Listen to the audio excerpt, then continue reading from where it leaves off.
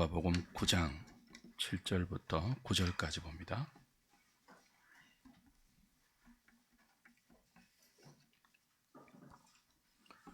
신약 성경 106페이지입니다.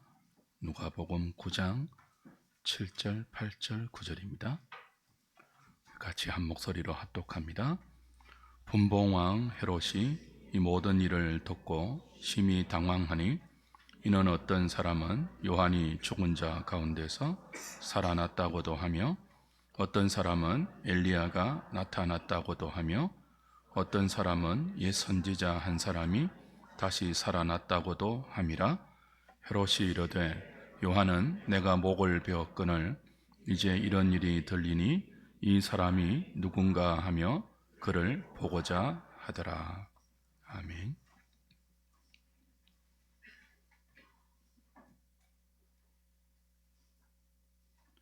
열두 사도들이 예수님에게 하나님 나라의 표적이 되는 권능과 권위를 위임받고 이스라엘의 각 고을로 나가서 잃어버린 영혼들에게 복음을 전했습니다. 그들의 사역을 통해 예수의 이름이 드러났습니다. 그리고 그 예수의 소문이, 제자들의 소문이 왕궁에 있는 세상 나라의 최상위 그룹에 있는 헤롯의 귀에까지 들어갔습니다. 헤롯 궁에 있는 헤롯이 예수의 소식을 듣고 심히 당황했다. 그렇게 오늘 본문은 기록합니다. 6절, 7절 다시 보십시오. 6절부터 이어지는 문맥이죠. 제자들이 나가 각 마을에 두루 다니며 곳곳에 복음을 전하며 병을 고치더라. 그리고 이에 분봉왕 헤롯이 이 모든 일을 듣고 심히 당황하니 그랬습니다. 왜 헤롯이 당황했을까요? 예수의 제자들이 하나님 나라의 표적을 갖고 권능의 복음을 전했습니다. 병자를 고치고 귀신을 축출하고 회개의 복음을 전했습니다. 그 결과 제자들의 이름이 아니라 예수의 이름이 드러났습니다.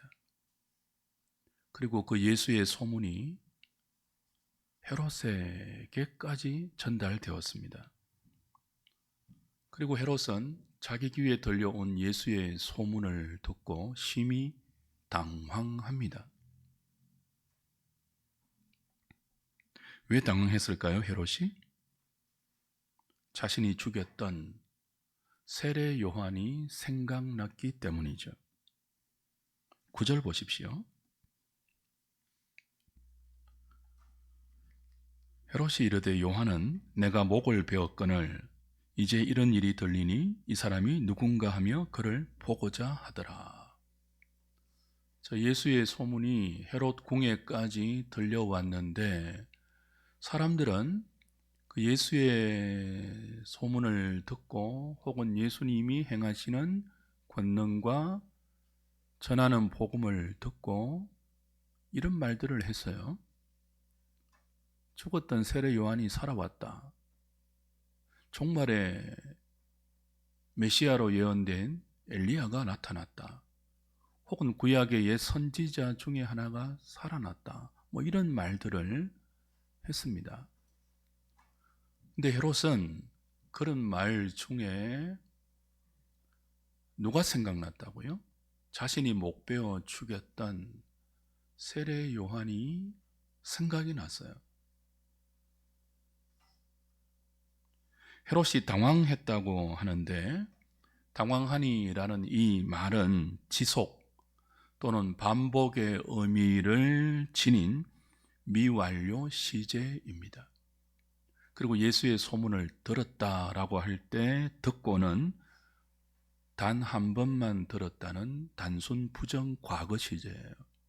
그러니 헤롯이 예수의 소문을 한 번 들었는데 그 한 번 들었던 예수의 이름이 지속적으로 그리고 반복적으로 자신을 당황하게 했다. 자신을 혼란스럽게 만들었다. 그런 뜻입니다. 왜 그랬는지 오늘 우리가 조금 생각을 해야 합니다. 누가복음에 없는 내용, 평행구절인 마가복음과 마태복음을 좀 살필 필요가 있죠. 마가복음 6장으로 가보십시오.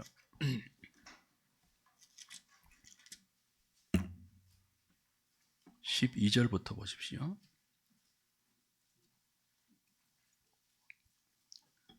이제 12사도들이 예수님이 위임하신 하나님 나라의 표적이 되는 권능과 권위를 받고 12절 제자들이 나가서 무엇을 전파하죠? 회개하라 전파합니다. 그리고 그 표적으로 많은 귀신을 쫓아내며 많은 병자에게 기름을 발라 고칩니다. 그리고 14절 그러니 이에 누구의 이름이 드러났다고요? 예수의 이름이 드러났습니다. 그걸 누가 듣죠? 헤롯 왕이 듣고 말합니다.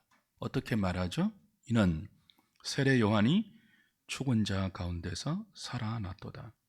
그러므로 이런 능력이 그 속에서 일어나느니라 하고, 어떤 사람은 그가 엘리야라 하고, 또 어떤 사람은 그가 선지자니 옛 선지자 중에 하나와 같다 하는데 16절 헤롯은 듣고 말합니다. 아니다. 내가 목벤 자다. 그 요한이 살아났다. 그렇게 말해요. 그러니까 누가복음에서는 오늘 우리가 보는 누가복음 9장 7절, 8절, 9절에서는 헤롯이 예수의 소문을 듣고 사람들이 세 가지로 말한 것처럼 표현이 되죠. 어떤 사람은 죽은 세례 요한이 살아났다. 혹은 어떤 사람은 종말에 나타날 메시아로 예언된 엘리야가 나타났다. 또 어떤 사람은요, 옛날 구약의 선지자 중에 하나가 살아났다. 이렇게 다른 사람들이 세 가지로 예수에 관한 소문을 들려주었는데 그 중에 헤롯이 자신이 죽였던 세례 요한이 살아났다고 생각을 했다. 그렇게 읽혀지는데 마가복음을 보면요, 그게 아니라 사람들은 예수의 이름을 듣고 엘리야가 나타났다. 혹은 구약 선지자 중에 하나가 살아났다라고 말을 했는데 헤롯이 뭐라고 말했다고요? 아니다. 너희들이 지금 내게 들려준 이 예수는 내가 목베어 죽인 세례 요한이 살아난 거다. 그렇게 말했다는 거예요. 그러니까 헤롯이 주도적으로 뭐 했습니까? 세례 요한을 예수님과 연결시키고 있습니다. 마태복음도 그렇게 기록해요. 마태복음 14장 보십시오.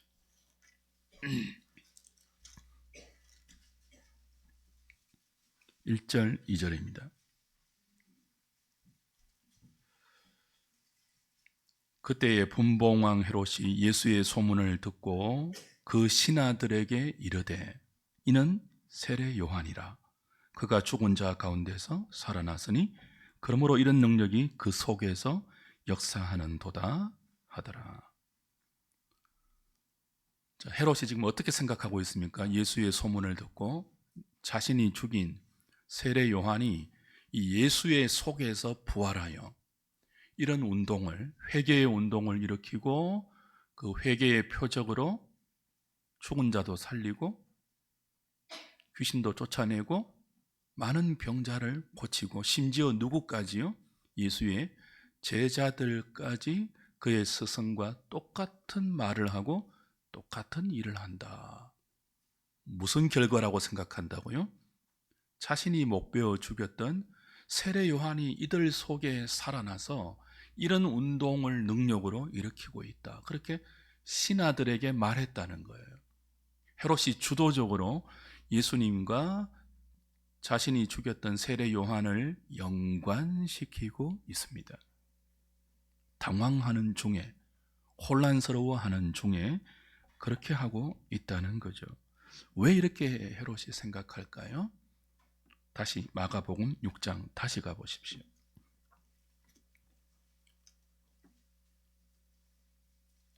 12절 다시 봅니다. 제자들이 나가서 무엇을 전파했다고요?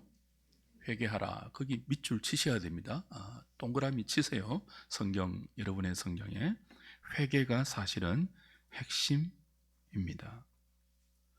예수님의 명령을 받고 예수님이 위임해 주신 권능을 받고 제자들이 이스라엘의 각 고을로 나가 잃어버린 영혼들에게 복음을 전할 때 그냥 귀신만 쫓아내고 그냥 병자만 고친 것이 아니라 주도적으로 한 것이 회개의 복음을 전파한 거예요. 회개하라 라고 한 거예요. 회개가 핵심이죠. 그랬더니 누구의 이름이 드러났다고요? 예수의 이름이 드러났습니다. 헤롯은 예수의 이름이 드러났을 때 누구를 떠올렸다고요? 세례 요한을 떠올렸습니다. 왜 예수의 이름이 드러났는데 헤롯에게 세례 요한이 떠올랐을까요? 예수님의 메시지와 세례 요한의 메시지가 동일했기 때문이에요. 세례 요한은 권능을 행한 적이 없습니다. 세례 요한은 예수님과 예수님의 제자들처럼 귀신을 쫓아내고 병자를 고친 적이 없어요. 단지 뭐만 했습니까? 회개하라라고 설교만 했습니다. 광야에 외치는 소리로 회개하라, 하나님의 나라가 가까웠다라고 외쳤을 뿐이죠. 그 광야에 외치는 세례 요한의 설교를 듣고 수많은 사람들이 요단강으로 몰려와 회개하고 회개의 세례를 받았습니다. 그만큼 세례 요한의 메시지는 강력했습니다. 누가복음 3장으로 가서 확인해 봅시다. 누가복음 3장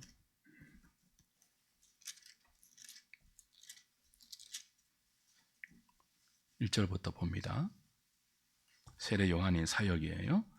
디베르 황제가 통치한 지 15해 곧 본디오 빌라도가 유대의 총독으로, 헤롯이 갈릴리의 분봉왕으로, 그 동생 빌립이 이두레와 드라고니 지방의 분봉왕으로, 루사니아가 아빌레네의 분봉왕으로, 안나스와 가야바가 대제사장으로 있을 때에 하나님의 말씀이 빈들에서 사가랴의 아들 요한에게 임한지라.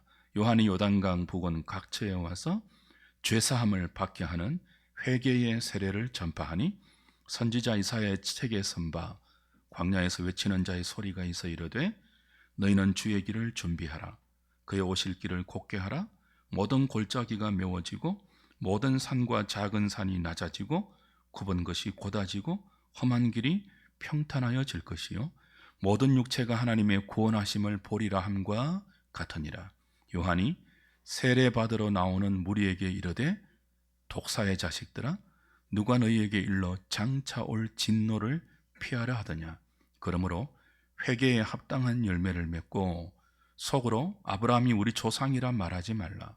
내가 너희에게 이르노니 하나님이 능히 이 돌들로도 아브라함의 자손이 되게 하시리라.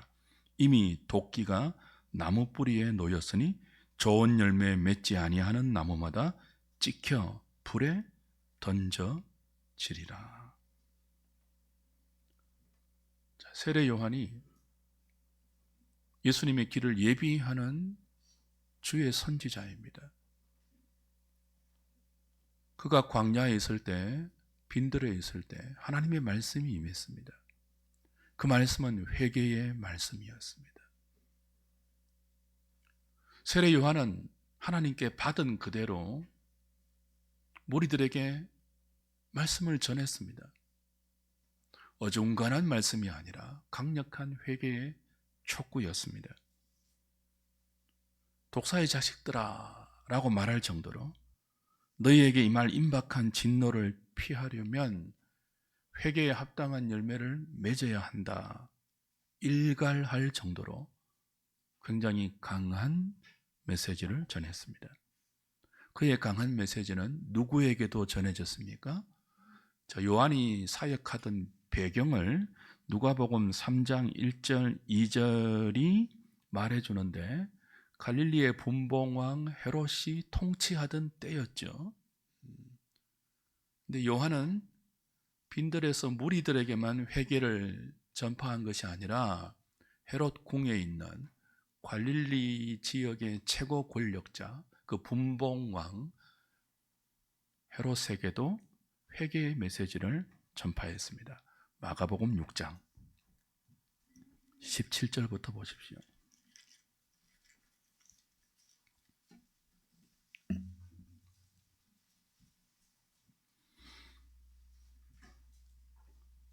전에 헤롯이 자기가 동생 빌립의 아내 헤로디아에게 장가든 거로 이 여자를 위하여 사람을 보내어 요한을 잡아 옥에 가두었으니 이는 요한이 헤롯에게 말하되 동생의 아내를 취한 것이 옳지 않다 하였습니다.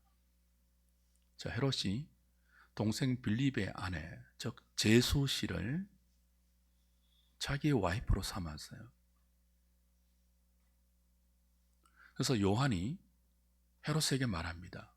이는 불의하고 악한 일이다. 왕궁의 기강과 나라의 질서를 문란하게 하는 부도덕하고 악한 일이다. 회개해야 한다. 라고 전파했어요. 그래서 이 헤로디아가 헤롯이 장가든 동생의 아내 제수이죠. 그리고 자신의 조카 딸이기도 해요. 어떤 이런 여자와 결혼을 합니까? 그 집안 자체가 문란하고 부도덕하고 행악하는 집안인데 이런 집안의 사람들이 갈릴리를 지고 있었고 이고니아를 장악하고 있었습니다. 헤롯 세례 요한이 그 불의를 지적하는 거죠. 그래서 헤로디아가 19절에 보니까 요한을 원수로 여겼습니다. 죽이고자 했습니다. 그러나 헤롯은 요한을 어떻게 여겼죠? 20절에 마가복음 6장 20절에 헤롯이 요한을 의롭고 거룩한 사람으로 알고 어떻게 했다고요? 두려워했어요. 그래서 헤로디아는 요한을 죽이려고 했지만 헤롯은 요한을 두려워하여 보호했습니다. 어떻게 하든지 살리려고 했죠. 그리고 또 헤롯의 이 요한의 책망을 헤롯이 듣고 크게 번민했습니다. 그걸 옳은 말로 여겼다고요? 근데 돌이키지는 않죠. 악인들의 특징 아닙니까? 옳게 여기고 알고 있으면서도 그 옳은 말에 자신의 삶을 전적으로 반응시키지는 않습니다. 번민합니다. 번민으로 그치죠. 그러다가 이 헤롯의 허영심으로 인해서 세례 요한을 못 베어 죽이게 되는 일이 자신의 생일 잔치에서 발생합니다. 그래서 결국 세례 요한은 헤롯에게 목베임을 당하여 순교합니다. 헤롯의 불의를 지적하다가 세례 요한이 죽습니다. 그러니까 이 자신이 옳게 여기는 선지자, 광야에 외치는 소리, 자신을 두렵게 하는 사람, 세례 요한이 헤롯에게는 어떤 사람으로 각인되어 있을까요? 회개의 선지자. 아니 감히 누가 갈릴리 지역의 최고 권력자인 헤롯에게 회개하라라고 말할 수가 있겠습니까? 당신 지금 잘못 살고 있습니다. 우리의 통치자가 그렇게 불의하고 그렇게 부도덕하고 그렇게 성적 문란함을 앞서서 삶으로 보이면 되겠습니까?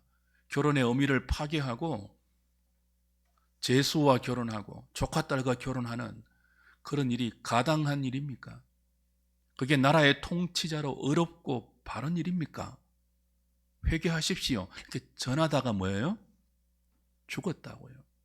누가 죽였어요? 헤롯은 죽이기 싫었는데 어쩔 수 없이 자신이 목 베어 죽였습니다. 그 목을 소반에 담아서 와이프에게 바쳤다고요. 그러니 헤롯의 마음에 일말의 죄책감이 있겠죠. 세례 요한에 대한 회개의 선지자 세례 요한을 자신이 죽였다는 의로운 사람을, 바른 사람을, 옳은 사람을, 진실된 사람을 불의한 내가 죽였다는 일말의 양심의 가책이 있다고요.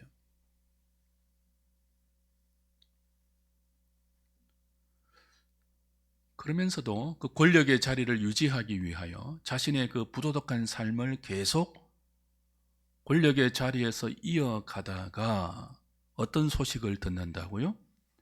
예수의 소식을 듣게 되는 것입니다.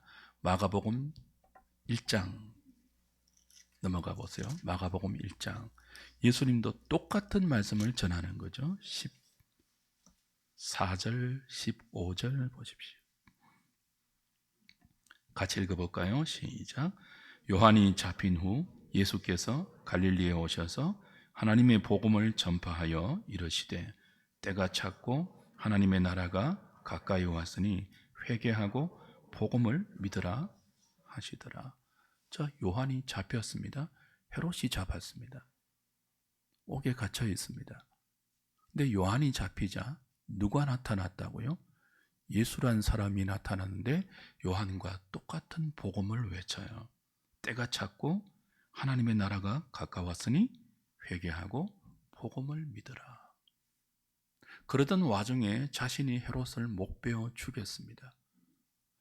잠자고 있는 양심을 억누르면서 계속 그 권력과 권력이 주는 쾌락의 삶을 누리고 있는데 어느 날 예수의 제자들이 이스라엘의 각 고을로 다니면서 병자를 고치고 귀신을 쫓아내며 회개의 복음을 전파한다.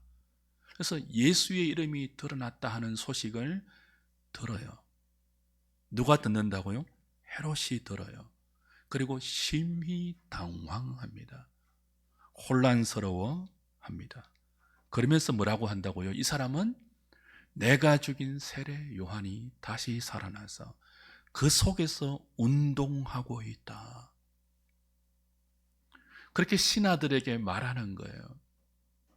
신하들이 예수라는 사람이 이렇게 하고 저렇게 하고 이런 일 저런 일을 하는데 사람들이 엘리야가 나타났다고 말을 합니다. 혹은 사람들이 구약의 선지자가 다시 살아났다고 말합니다 라고 전하니까 헤롯이 신하들에게 아니야, 그 예수라는 사람은 내가 들어보니 내가 목베어 죽인 세례 요한이 다시 살아나서 그 속에 운동하고 있는 사람이다 라고 말을 하고 있다는 거예요.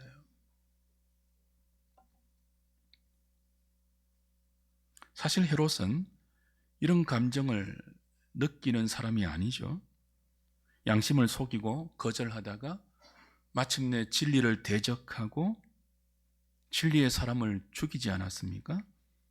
그러니까 전형적인 악인의 특징을 고스란히 갖고 있는 인물입니다. 그는 자신의 죄와 불의를 지적했던 세례 요한이 옳은 줄 알았습니다. 거룩한 사람인 줄 알았습니다. 알면서도 그를 죽였습니다. 아랍 왕의 딸과 결혼했는데 못생겼다고 이혼했습니다. 누가요? 헤롯이. 그리고 누구를 와이프로 맞이한다고요? 자기 동생 빌립의 아내였던 헤로디아를 새로운 와이프로 맞이합니다. 왜 그랬을까요? 매력적이어서요. 그러니까 문란한 사람이에요.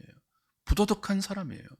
자기 눈에 좋을 대로, 자기 마음에 좋을 대로 아무런 법과 기준과 규율도 없이 그렇게 살아가는 사람이에요. 어디에서요? 권력의 자리에 올라서서 그 권력으로 모든 기관과 모든 사회적인 질서와 모든 어려움을 다 무너뜨리고 자기 좋은 대로 살았던, 한 번씩 양심의 가책을 찌르는 진리의 도전이 왔음에도 불구하고 그걸 억누르면서 본성대로 살았던, 어디까지요? 어려운 사람을 죽이면서까지. 그리고 그 양심을 애써 억누르면서 그 자리를 지키고 있는 사람이라고요.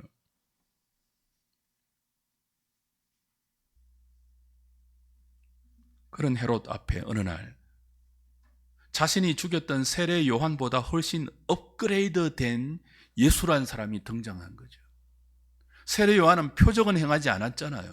단순히 강력한 하나님의 말씀으로 사람들의 잠자는 영혼을 깨우고 양심을 흔들어서 회개의 자리로 나오게 했던 외치는 소리였죠.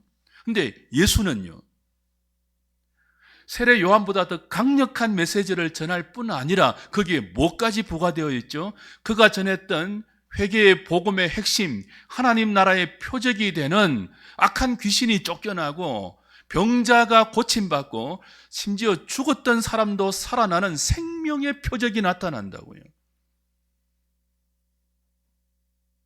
세례 요한의 업그레이드판으로 생각할 수 있죠. 헤롯은 심히 당황하죠. 어떻게 생각하면서요? 내가 죽인 세례 요한이 살아나서 이 사람 속에 강력하게 역동하고 있구나, 운동하고 있구나, 역사하고 있구나. 억눌러 놓았던 자신의 양심이 흔들리는 순간입니다. 심히 당황하면서 혼란스러워합니다. 어떻게 해야 되지? 저 사람이 누구지? 예수가 누구지?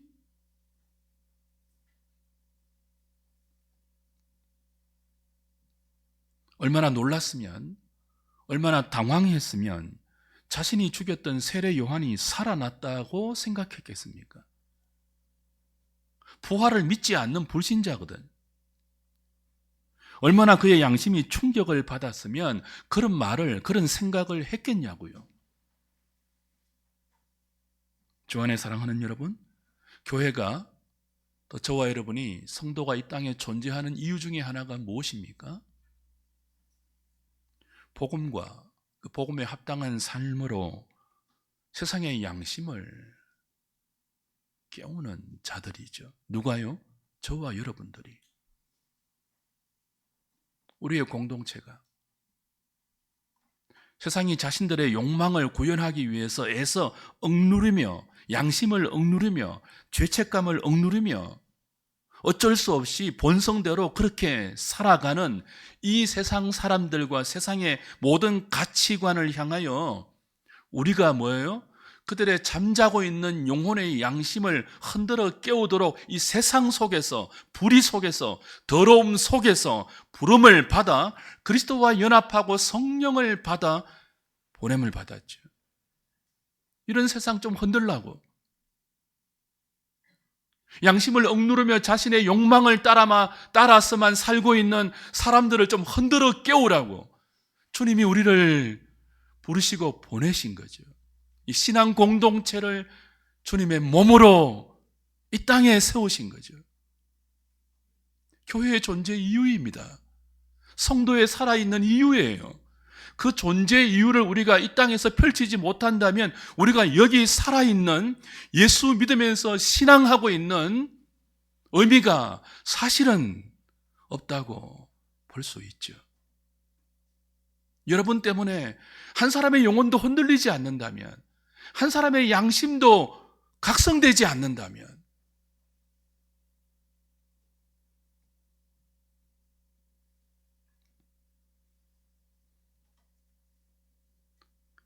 헤롯은 요한을 두려워했습니다. 요한은 왕이 아니죠. 귀족도 아니죠. 부자도 아닙니다. 자식도 없습니다. 가난합니다. 돈도 없고 힘도 없고 권력도 없습니다. 두려워해야 할 이유가 없는 사람이에요. 미미한 사람이에요. 그런데 그 요한을 두려워한 헤롯은요, 왕입니다. 갈릴리의 최고 권력자입니다. 명령만 하면 안 될 게 없잖아요. 헤로디아의 딸에게 뭐라고 헛된 맹세를 했습니까? 나라의 절반이라도 주겠다 그랬잖아요. 군대를 가지고 있습니다. 힘이 있죠. 부자입니다. 권력가입니다. 그러면 누가 누구를 두려워하는 것이 정상입니까? 요한이 헤롯을 두려워해야죠. 세상 원리에 의하면. 그런데 헤롯이 요한을 두려워했습니다. 반대이죠. 가장 힘 있는 자가 가장 약한 자를 두려워하고 있습니다. 심지어 죽었는데도 요한을 두려워하고 있습니다.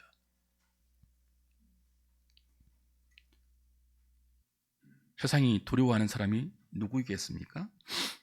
돈 있는 사람 두려워하죠. 또 부러워하죠. 권력 있는 사람 두려워하죠. 또 부러워하죠. 돈과 권력은 어느 정도 우리를 두렵게 할 수 있습니다. 실제적인 힘이니까요. 그 힘으로 사람들을 억압할 수 있으니까요. 영향을 미칠 수 있으니까요. 실제로 우리를 돈과 권력은 두렵게 할 수 있고 또 부럽게 할 수도 있습니다. 그러나 세상이 가장 두려워하는 사람은요, 하나님께 붙들린 사람이에요. 주의 말씀이 그의 삶을 붙들어서 진리로 이끌어가고 있는 사람이에요. 불의와 타협하지 않는 사람, 자신의 목을 내어놓고 할 말을 하는 사람, 거짓과 손을 잡고 더러운 이익을 위해서 자신의 존재를 팔지 않는 사람, 망하더라도 죽더라도 진리를 붙들고 그 진리를 살아내는 사람, 그런 사람을 정말 세상은 두려워합니다. 가장 권력가도 그런 사람은 두려워합니다. 요한이 아무것도 가진 것이 없지만 하나님의 생명을 가지고 있고 위로부터 받은 진리를 가지고 있고 그 진리를 가지고 불의와 대적하니까 가장 권력층에 있는 가장 힘 있는 헤롯이 심지어 죽은 세례 요한까지 두려워했지 않습니까?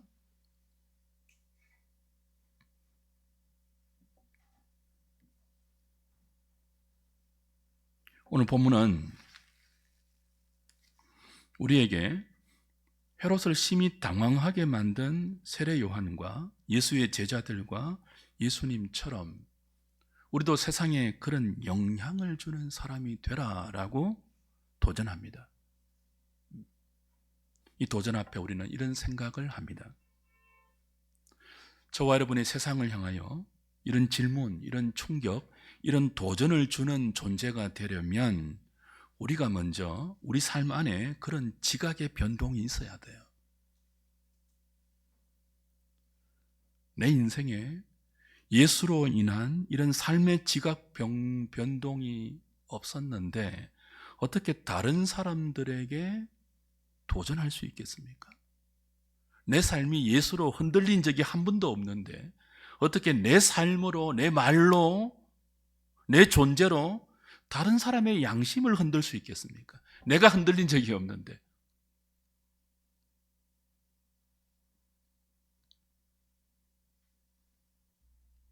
헤롯이 예수의 소문을 듣고 자신이 죽였던 세례 요한을 떠올렸습니다. 그리고 이 사람이 누군가라고 자기 자신에게 물었습니다. 그처럼 우리도 주님의 이름 앞에, 삼위 하나님의 존재 앞에 이 질문을 던진 적이 있습니까? 여러분이, 그리고 거기에 대해서 여러분의 인생 전부를 걸고 대답해 본 적이 있습니까? 예수가 누군가라는 질문을 던진 적이 있으며 그 질문에 대해서 여러분이 대답해 본 적이 있냐고 저는 지금 여러분에게 묻고 있습니다.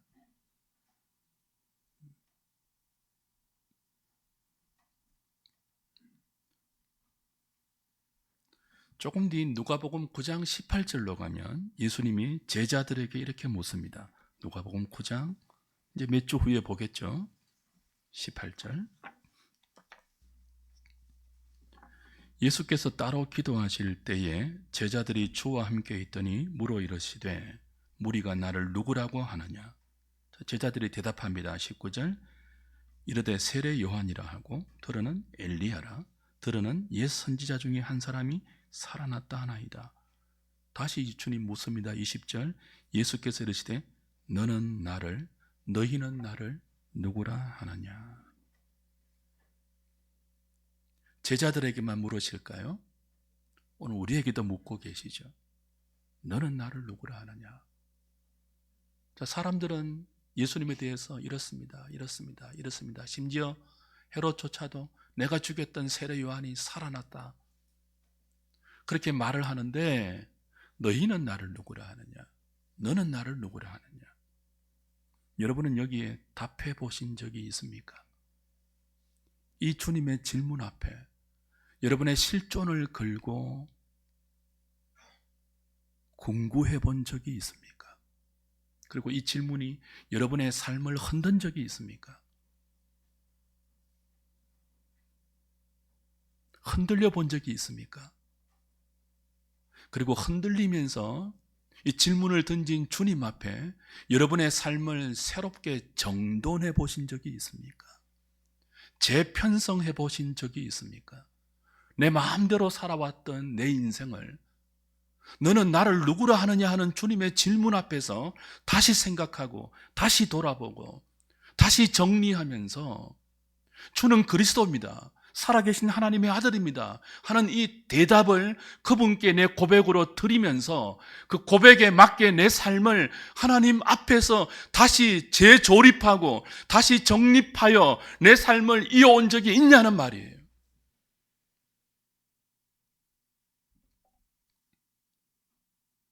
예수라는 존재가 여러분의 삶에 쑥 들어와서 여러분에게 던진 근원적인 질문과 여러분 인생에 일으킨 그 파장이 있습니까? 예수가 여러분의 삶에 파장을 일으킨 적이 있어요? 여러분 예수님 때문에 한번 흔들려 본 적이 있습니까?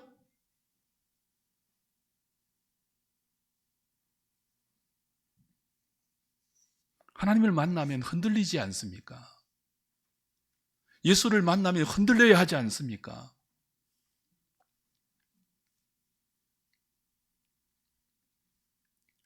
내 삶을 흔들어 버렸던 이 근원적인 예수로 인한 파장이 올 때 우리는 비로소 진정한 그리스도인의 걸음을 걸을 수 있습니다. 아무도 나를 흔들 수 없다고 자신감에 차 있는 사람도 예수를 만나면 흔들립니다. 하나님 앞인데요. 누가 나를 흔들어? 그렇게 자신만만한 사람도 하나님을 만나면 그 앞에 자신의 죄인됨을 발견하고 자신의 실존 전체가 흔들린다고요. 그리고 그 흔들리는 나를 붙들어주는 주님을 만나죠. 그 주님의 손 안에서 자신의 인생을 새롭게 세우죠. 그게 믿음이죠.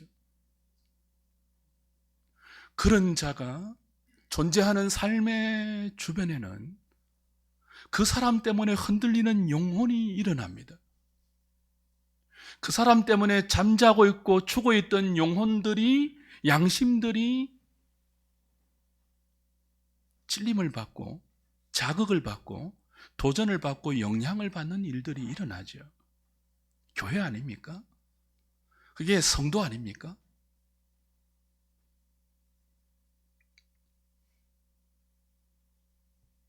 여러분이 교회를 다니고 예수를 믿으면서도 그런 경험이 한 번도 없다면 좀 돌아보셔야 됩니다.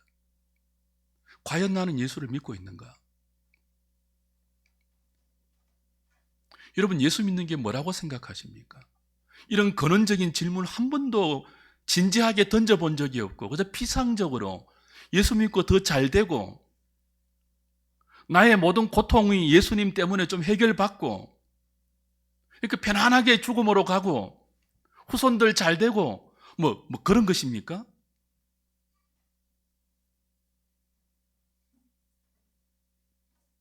그런 피상적인 신앙생활로 우리는 세상을 향하여 예수의 소문을 듣고 흔들린 헤롯처럼 이렇게 흔들리게 했던 예수의 제자들처럼 예수님처럼 그런 삶을 살 수는 없죠. 현대교회의 분위기는 이런 근원적인 질문을 하지 않고도 얼마든지 신앙생활을 가능하게 합니다. 지금보다 더 나은 것으로 예수 때문에 지금보다 더 안정되고 지금보다 더 높은 곳으로 나를 이끌어주시는 그런 분 정도로 감정과 이성과 의지를 그냥 집중하게 만드는 그런 분위기를 조성하고 있죠. 그래서 사람들이 묻지 않습니다. 사람들이 흔들리지 않습니다. 예수님 때문에. 병들면 흔들려요. 경제적으로 조금 쪼달리면 흔들려요. 인간의 관계가 조금 힘들어지면 흔들려요. 근데 하나님 때문에 흔들리진 않아요. 이런 질문을 던지지 않기 때문에.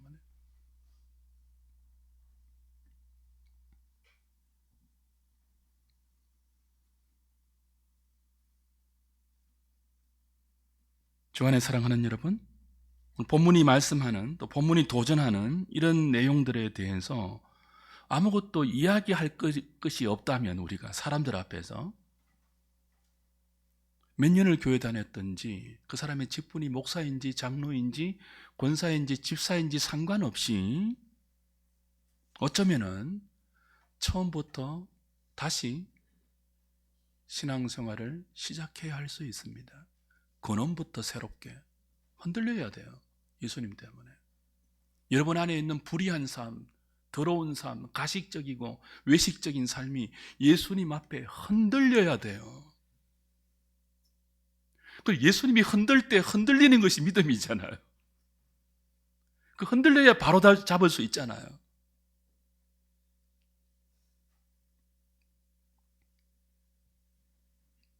다른 사람의 고백을 외우고 베드로의 고백을 그냥 암기해서 흉내내는 정도가 아니죠. 신앙은 주는 그리스도입니다.